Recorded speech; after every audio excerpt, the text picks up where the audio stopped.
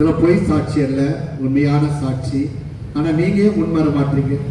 யாரா இருக்கீங்களா? வாங்க, முன்னாடி வாங்க. இந்த மைக் அங்க கொடுக்கிற வாங்க. அதுக்கு முன்னாடி பாத சேவைதாஸ் அவர் சாட்சி சொல்கிறார். அன்புக்குரியவர்களே, நான் இந்த சாட்சியை பகர்வதை அடுத்த திருநாளுக்கு செப்டம்பர் மாதம் நடக்கக்கூடிய திருநாளில் சொல்லலாம் என்று நினைத்தேன். ஆனால் இன்றைக்கு சொன்னால் பொருத்தமாக இருக்கும் என்பதை நான் நினைத்து அது எதற்காக என்ன காரணம் சொன்னால் அதை கடைசியாக சொல்கிறேன். நான் ஞாபகம் இருக்கான்னு தெரியல, கடந்த ஆண்டு நம்முடைய பாதுகாவலுடைய திருவிழா செப்டம்பர் மாதம் இறுதி நிகழ்வு கொடியிறக்க நிகழ்வு ஆராதனை நடந்தது. அப்போது நான் ஒன்று சொன்னேன், ஞாபகம் இருக்கான்னு தெரியல உங்களுக்கெல்லாம். நான் சொன்னது யாருக்காவது ஞாபகம் இருக்கா? அந்த திருவிழாவினுடைய இறுதி பகுதியில் ஆராதனையின் போது, இறுதி ஜெபத்தின் போது நான் சொன்னேன், ஒரு கருத்தை மனதில் வைத்துக் கொண்டு நம்பிக்கையோடு அன்னையிடம் ஜெபியுங்கள். அன்னை பரிந்து பேசி அடுத்த வருஷம் திருநாளுக்குள்ள அதை கண்டிப்பாக நிறைவேற்றி தருவார்கள் என்று நான் சொன்னேன். எத்தனை பேருக்கு ஞாபகம் இருக்குன்னு தெரியல. ஒரு அம்மா உடனே பாதையினுடைய பேத்திக்கு கல்யாணம் நடக்கணும், தள்ளி போயிட்டே இருக்கு, நான் வேண்டிக்கிறேன், நீங்கள் வேண்டிங்கன்னு சொன்னாங்க. நான் அதை மனசில் வச்சுட்டு எல்லாரையும் நம்ம ஒரு கருத்தை மனதில் வைத்து நம்பிக்கையோடு ஜெபிக்கன்னு சொன்னேன். நம்ம ஜெபிக்க வேண்டாமா என்று நானும் ஜெபித்தேன். என்னுடைய தங்கச்சி குடும்பம் கோயம்புத்தூர்ல இருக்கிறது. 2 பொண்ணுங்க. மூத்த பொண்ணுக்கு கல்யாணம், 1 வருஷமாக மாப்பிள்ளை தேடிட்டே இருக்கிறாங்க. அவளை பார்த்தா எல்லாருக்கும் பிடிக்கும், ஆனால் அவளுக்கு பிடிக்கணும், அதான் விஷயம். ஏறக்குறை 80க்கு மேலே எல்லா பேரும் அலையன்ஸ் வந்துச்சு. 80 பேர் வந்தாங்க. ஆனால் இவளுக்கு பிடிக்கணுமே, பிடிக்கல, இப்படி தள்ளிக்கொண்டே போய்க்கிறது என்று சொல்லி எல்லாருமே அவளை திட்டினாங்க. வர்றதெல்லாம் தட்டி தட்டி கழிக்கிறியே, உனக்கு எல்லாம் 100% பெர்ஃபெக்டா மாப்பிள்ளை வருமா என்றெல்லாம் கேட்டுக்கொண்டு இவளுக்கெல்லாம் கல்யாணம் நடக்குமான்னு தெரியலையே என்றெல்லாம் ஒரு விதமான கோபத்தோடு என்னை உட்பட எல்லாரும் பேசினாங்க. என்னுடைய தங்கை என்னிடம் கேட்டுக்கொண்டால், அண்ணே உங்க மருமகளுக்காக நல்லா ஜெபம் பண்ணுங்க என்று சொன்னார்.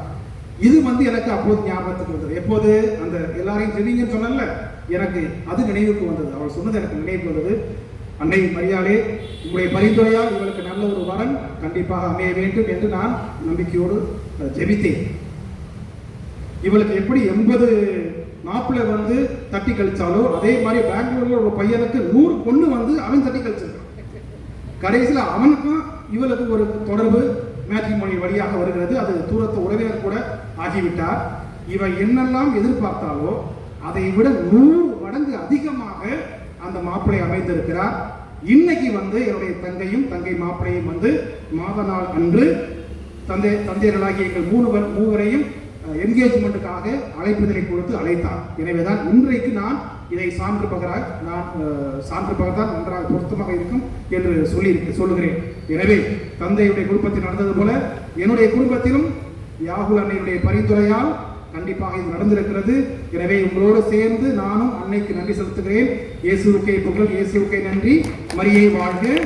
இதே போல நீங்களும் அன்னை மரியாதையை பரிந்துரையில் நம்பிக்கை வைத்து மன்றாடுங்கள். கண்டிப்பாக நடக்கவில்லை என்று வருத்தப்பட வேண்டாம். இதை விட பல மடங்கு நல்லது நடக்க போகிறது என்று நம்பிக்கை வைத்து மன்றாடுங்கள்.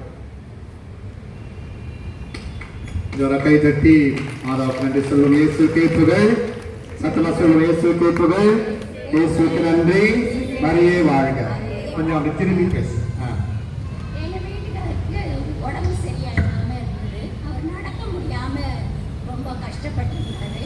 நாங்கள் ஆர்த்தோ டாக்டரை போய் பார்த்தோம்.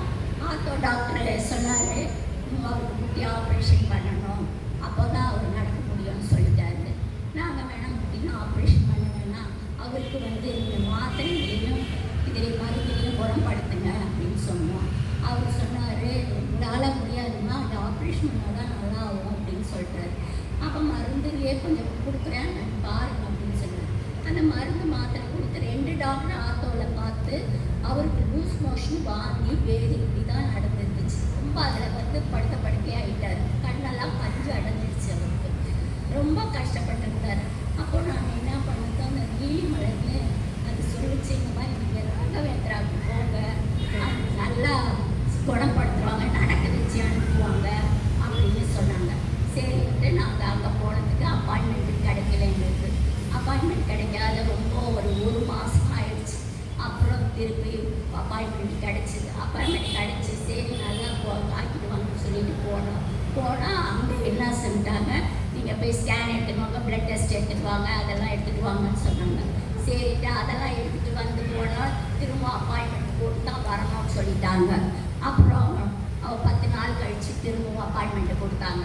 அப்புறம் அப்பாயின்மெண்ட் போட்டு அவருக்கு 2 மாதம் அங்கே ட்ரீட்மெண்ட் எடுத்து தியாக மாதா கிட்ட ஒவ்வொரு நாளும் கண்ணீரில் ஜெபிச்சு அவரு தான் அவரை நடக்க வச்சாங்க.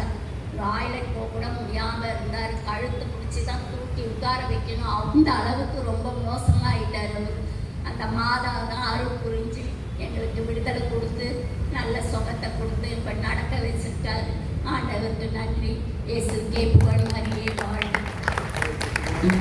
மரியே வாழ்க. இயேசுக்கே புகழ். Praise the Lord. Hallelujah. யாராவது இருக்கீங்களா சாட்சி? யாரும் இல்லையா சாட்சி? சீக்கிரம் சொல்லுங்க. சாட்சி இருக்கீங்களா? யாருங்களா? ஓகே, அடுத்த முறை பயப்பட வேணாம், எழுதி கூட கொண்டு வாங்க.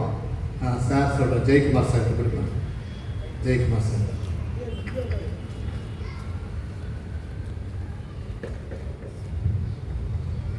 நான் வேகனமாக அன்னைக்கிட்ட விரைஞ்சி வேணேன். என் பேசி இந்த வருஷம் 10th சிபிஎஸ்சி எதுனா 480 மார்க்கு, 500க்கு 480 மார்க்கு, ஸ்கூல் ஃபஸ்ட்டு. மாதாவுக்கு நன்றி. இயேசுக்கே புகழ். இயேசுக்கு நன்றி. மரியே வாழ்க. பாருங்க, மாதாட்ட வேண்டி அவங்க பேத்தி நல்ல மார்க் வாங்கி இருக்கிறதுக்கு நன்றி சொல்லியிருக்காங்க. அதே போல யாரோ ஜெபிச்சிருந்தாலும் நாங்களும் அதுக்காக ஜெபிச்சிருக்கிறோம். கண்டிப்பா ரிசல்ட் வந்த பிறகு நானும் அதுக்கு சாட்சி சொல்வேன். கண்டிப்பா நீங்க எல்லோருமே சாட்சியா இருப்பீங்க. நம்முடைய பள்ளி 100 விழுக்காடு பெறும் என்ற நம்பிக்கையோடு ஜெபிச்சிருக்கிறோம். நீங்களும் ஜெபிச்சிருக்கீங்க. ஆகவே உங்கள் ஜெபம் கேட்கப்படும். தொடர்ந்து ஜெபியுங்கள். மரியா மெட்ரிகுலேஷன் பள்ளியில் படித்த அனைத்து மாணவ மாணவியரும் முழு விழுக்காடு பெற்று நல்ல மதிப்பெண்கள் பெற தொடர்ந்து ஜெபிக்கிறோம். வேற ஏதாவது இருக்கீங்களா? ஓகே, முடிச்சிடலாம்னு நினைக்கிறேன். இப்போ அனைவரும் எழுந்து நிற்போம்.